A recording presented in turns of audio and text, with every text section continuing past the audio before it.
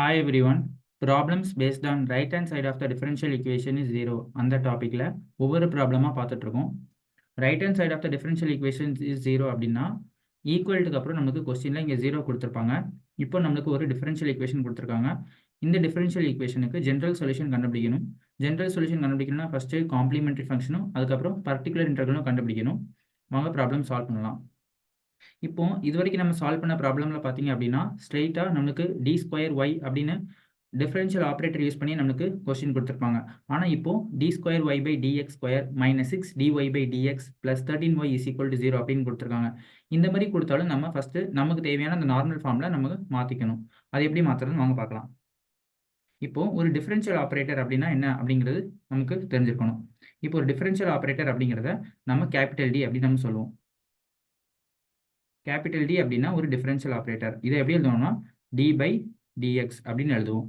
இப்போ இந்த capital D அப்படிங்கிற டிஃபரன்ஷியல் ஆப்ரேட்டர் கூட நான் என்ன பண்ணுறேன், ஒய்யை மல்டிப்ளை பண்ணுறேன். அப்போ எனக்கு எப்படி மாறும், டிஒய் பை டிஎக்ஸ் அப்படின்னு வரும். இப்போ இதே டிஃபரன்ஷியல் ஆப்ரேட்டர் நம்ம ஸ்கொயர் பண்ணால் என்ன வரும், d square by dx square அப்படின்னு வரும்.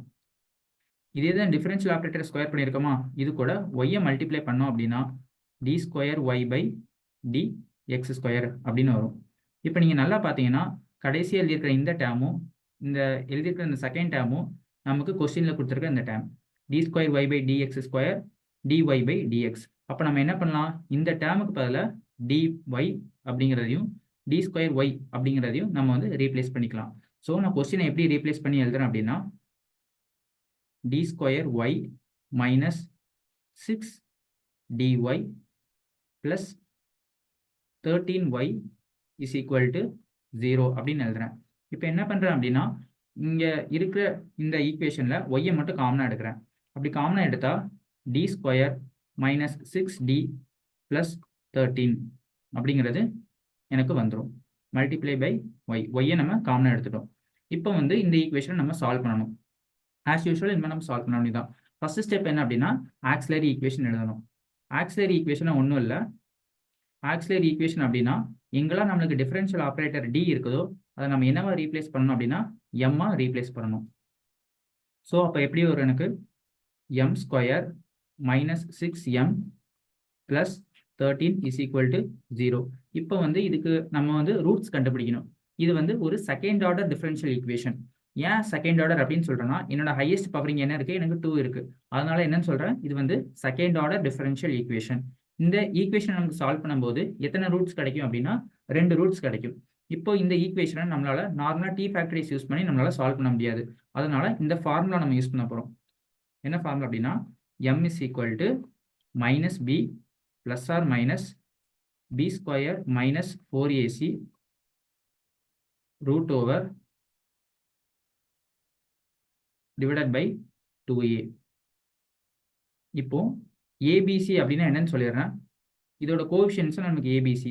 இப்போ எம் ஸ்கொயரோட கோஎஃபிஷியன்ட் வந்து 1, எம்மோட கோஎஃபிஷியன்ட் அப்படிங்கிறது மைனஸ் 6, கான்ஸ்டன்ட் டேர்ம் வந்து 13. கோஎஃபிஷியன்ட் அப்படின்னா அந்த டேர்முக்கு முன்னாடி நம்மளுக்கு என்ன நம்பர் இருக்கோ அதை நம்ம கோஎஃபிஷியன்ட் அப்படின்னு சொல்லுவோம். ஓகேவா, இப்போ அதை எழுதிக்கலாம். இங்கே ஏவோட வேல்யூ வந்து 1, பியோட வேல்யூ வந்து 6, சியோட வேல்யூ வந்து 13.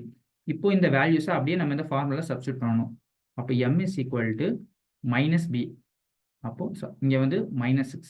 ஓகேவா, ஸோ மைனஸ் பி, அப்போ minus 6 plus R minus B square, அப்போ minus 6d whole square minus 4ac.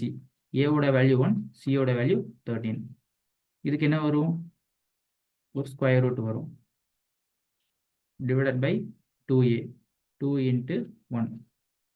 Okay, இப்போ வந்து m is equal to minus மைனஸும் சேர்ந்து இப்போ எனக்கு ப்ளஸ் ஆயிரும். அப்போ 6 plus R minus minus 6 square பண்ணால் 36 minus 4 into 1 4, 4 into 13 4 3s are 12, remaining 1 5, இப்போ 52. அப்போ இங்கே 52 வரும். இதுக்கு ஒரு square root divided by 2 into 1 வந்து எனக்கு 2. Then m is equal to 6 plus R minus இது ரெண்டே எனக்கு சப்ராக்ட் பண்ணோம் அப்படின்னா எனக்கு மைனஸ் 16 வரும். ஏன்னா 52 வந்து கிரேட்டர் தேன் சைன், ஸோ அதனால இங்கே மைனஸ் 16 வரும் டிவைடட் பை 2. இப்போ எனக்கு நார்மல் 16 ரூட்டை விட்டு எனக்கு வெளியே எடுத்தேன் அப்படின்னா நான் 4 வரும். ஆனால் அதே தான் -16 ரூட்டை விட்டு வெளியே எடுத்தேன் அப்படின்னா 4i. ஏன்னா -1 ரூட்டை விட்டு வெளியே எடுத்தால் நம்ம வந்து இமேஜினரி டைம் i எழுதுவோம். ஸோ அதனால -16 ரூட்டை விட்டு வெளியே எடுக்கும்போது 4i. அப்போ m is equal to 6 + or - 4i. இந்த 2வை ரெண்டுத்துக்கும் காமனாக நம்ம டிவைட் எழுதிக்கலாம். இப்போ என்ன வரும்? m is equal to 6 divided by 2, 3 + or - 2i. இப்போ வந்திருக்கிற ரூட் நமக்கு என்ன ஃபார்மேட்டில் இருக்குது அப்படின்னா ஆல்ஃபா + or - βi அப்படிங்கிற ஃபார்மேட்டில் இருக்குது. இதுலேருந்து நமக்கு என்ன கன்க்ளூஷனுக்கு வரும் அப்படின்னா ஆல்ஃபாவோட வேல்யூ வந்து 3, பீட்டாவோட வேல்யூ 2.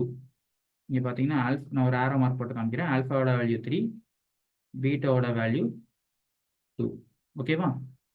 இந்த மாதிரி நமக்கு ரூட்ஸ் வந்து ரியல் அண்ட் இமேஜினரியாக வந்திருக்கு அப்படின்னா காம்ப்ளிமெண்ட்ரி ஃபங்க்ஷன் எழுதுறதுக்கு ஒரு ப்ரொசீஜர் இருக்குது. காம்ப்ளிமெண்ட்ரி ஃபங்க்ஷன் எப்படி எழுதணும் அப்படின்னா ஜென்ரலாக எழுதுறேன். காம்ப்ளிமெண்ட்ரி ஃபங்க்ஷன் எப்படி எழுதணும் அப்படின்னா e power alpha X a cos beta X plus b sin beta X அப்படின்னு எழுதணும். அவ்வளோதான், ரொம்ப சிம்பிள் தான்.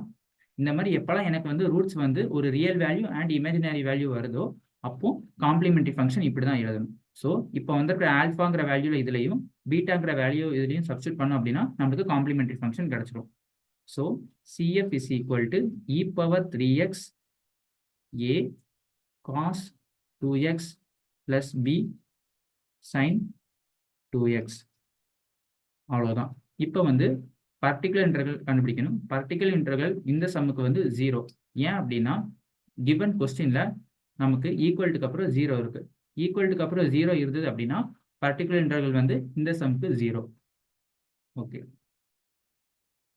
அடுத்து இப்போ ஜென்ரல் சொல்யூஷன் எழுதணும். ஜென்ரல் சொல்யூஷன் எப்படி இருக்கும் அப்படின்னா y is equal to complimentary function plus particular integral. Complimentary function நம்ம கண்டுபிடிச்சிட்டோம், பர்டிகுலர் இன்டெக்ரல் வந்து 0. அப்போ general solution y is equal to e power 3x a cos 2x plus b sin 2x.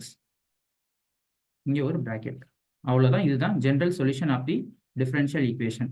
நம்மளுக்கு வர்ற ரூட்ஸோட வேல்யூவை பொறுத்து எப்பவுமே காம்ப்ளிமெண்ட்ரி ஃபங்க்ஷன் வந்து சேஞ்ச் ஆகும். ஸோ நமக்கு ரூட்ஸ் வந்து எப்படி வருது, அதுக்கு தகுந்தாப்புல எப்படி ஒரு காம்ப்ளிமெண்ட்ரி ஃபங்க்ஷன் எழுதணும் அப்படிங்கிறத நல்லா பார்த்துக்கோங்க. இந்த மாதிரியான சிம்பிள் ப்ராப்ளம்ஸ் தான் அண்ணா யூனிவர்சிட்டியில் 2 மார்க்ஸில் கேட்பாங்க. வேறு எதுவும் டவுட் இருந்தால் நீங்கள் கமெண்ட் பண்ணுங்கள், நான் உங்களுக்கு ரிப்ளை பண்ணுறேன்.